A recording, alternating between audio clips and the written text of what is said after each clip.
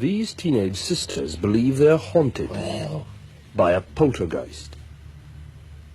I was going to ask the same question as I asked earlier. How many voices are there? 600. 600 the voices. I know the joke. How many really are there, Margaret? I think so far we've had 10 Three. sensible voices, but the rest of the names are absolute rubbish.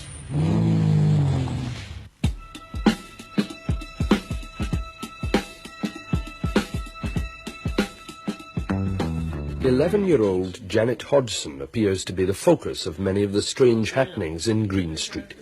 But they also affect her 14-year-old sister, Margaret, and their younger brother, Billy. One of the first manifestations was when Lego bricks began to fly at high speed around the living room. How does it feel to be haunted by a poltergeist? It's not haunted. Why isn't it haunted? I don't know. Does it frighten you, the things that happen here? Oh, well, it did first, but now I've got more used to it, and learn to accept the things that happen. It slung covered at Mum, my idiot Mum. Slung a bookshelf at Margaret. Have you tried telling it to go away? Yes, Yeah, many no times. answer, nothing. And what does it reply? No, it won't. It'll stay another 6-7 years. The local police could find no explanation for the knocking either. They were even more baffled when two of their beat constables reported seeing an armchair levitate across the Hodgson's living room. It came off the floor, or maybe a half-inch, I should say, and I saw it slide off to the right, about 3.5 to 4 feet before it came to rest. I checked to see whether or not it could possibly have slid along the floor. I placed a marble on the floor to see whether or not the marble would go in the same direction as the chair did, and it didn't roll at all. I checked for wires under the cushion of the chair, and I could find no explanation at all.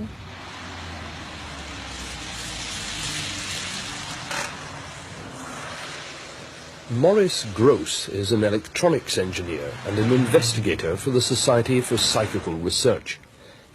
Over here was Janet, and over here, in this bed here, was Margaret. It was in the same bedroom a month later, with all the family present, that Maurice Gross first challenged the poltergeist to talk. And this was actually the result. You'll hear here the whistling first of all, and then the barking. And here is this noise.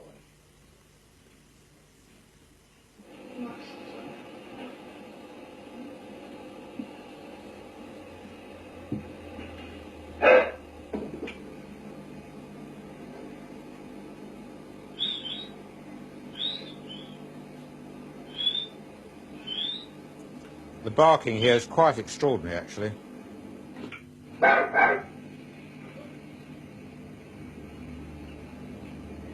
We got a dog in here. I then said to it, as I said on the tape here, I then said to it, if you can whistle and bark and groan, then you can talk. And I asked it to actually say my name. Oh, Joe. Well, just a minute. Right, we'll try again. I want you to call out my name. It's my complete name, Maurice Gross. See if you can do that.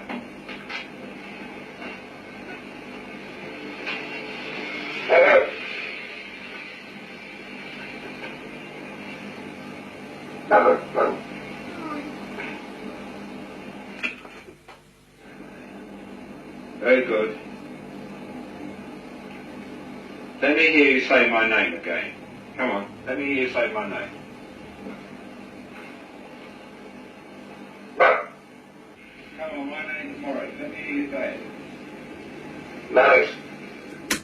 Now that was the first time we heard the voice, and since then we've been hearing it again and again, and it's been getting louder and louder. What about the voices? When did the voices start?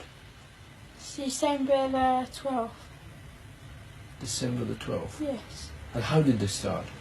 Well, one night Mr. Grove was talking about it about 8:30. He said, all we need now is the voices to talk. And that night I went to bed and I can't remember exactly what happened.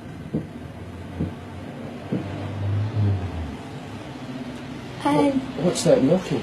yeah, Can hear it now. I was doing that yesterday morning, and Peggy was on her own. So she come in to us, because it wasn't her, she come in. We sat together and we heard it. And I counted down my knocks and there was 14 altogether. And it's doing it again now. That was 3 knocks just now. Yes, it goes in 3s and 2s. when we first got contacted, this was when Mr. Grove said, if there's anyone there, knock twice with yes, and if not, one for no. I wonder if we did that now, whether it would answer. Is anybody there?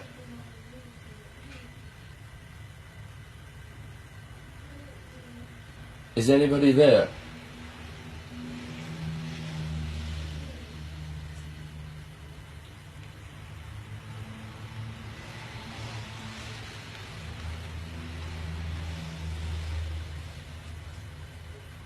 Nothing.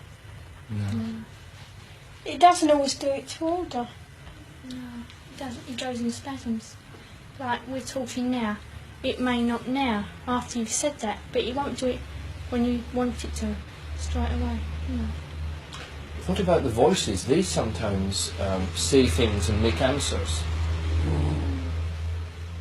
Is that the voice now? Yeah. Is anybody there? How many voices are there? Dirty Dick, Andrew Garner, and Stuart Thurton. Dirty Dick, Andrew Gardner, and Stuart. Thurton. Oh, has he ever spelt that for you? No. Mr. Groves asked him, but something distracted Mr. Groves last night when he asked. Or some time ago. And Sorry. what do you think these are? Are they people or are they just voices? Could be spirits, oh, I don't know. I believe it's a Ghosts form or of something. spirit speaking for us somehow.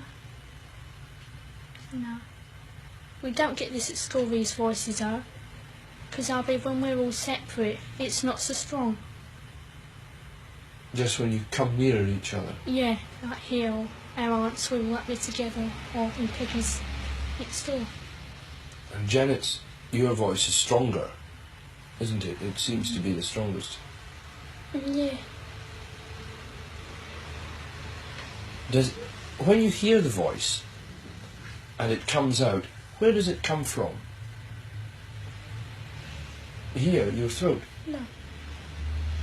Where do you feel it comes Back from? of the neck. Back of the neck. And so it must be as if it's somebody else speaking then, when you hear Yeah, it. behind us. And do you get the feeling when you hear the voice that there is a person there? Yes. Yeah. And do they tell you much about themselves? Not really, no. They just tend to growl and... Play around and sort of joke and be silly. No. I wonder, do you think there's anyone there just now? Yeah. I do. Who's that?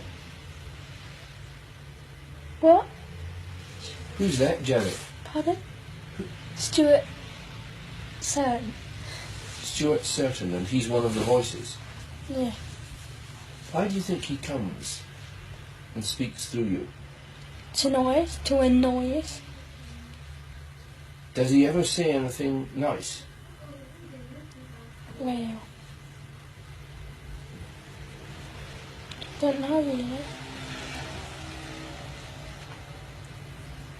Shall we Says- try and speak to him? No. We'll see if he'll speak to us. Yeah. Is anybody there? Knock, knock. Who's there? Doctor Who. Doctor Who?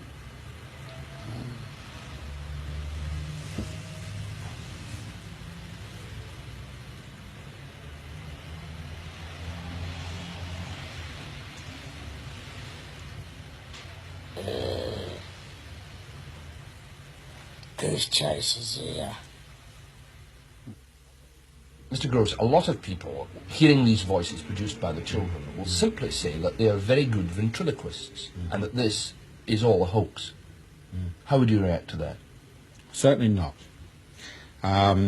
They're certainly not very good ventriloquists. We have had tests on them to see whether they can ventriloquize. They can't. To keep up this particular type of voice for any length of time without damage to the vocal cords is absolutely impossible. I mean, there must be some hoarseness attached to it. But don't forget, these children don't do this for a couple of minutes or so.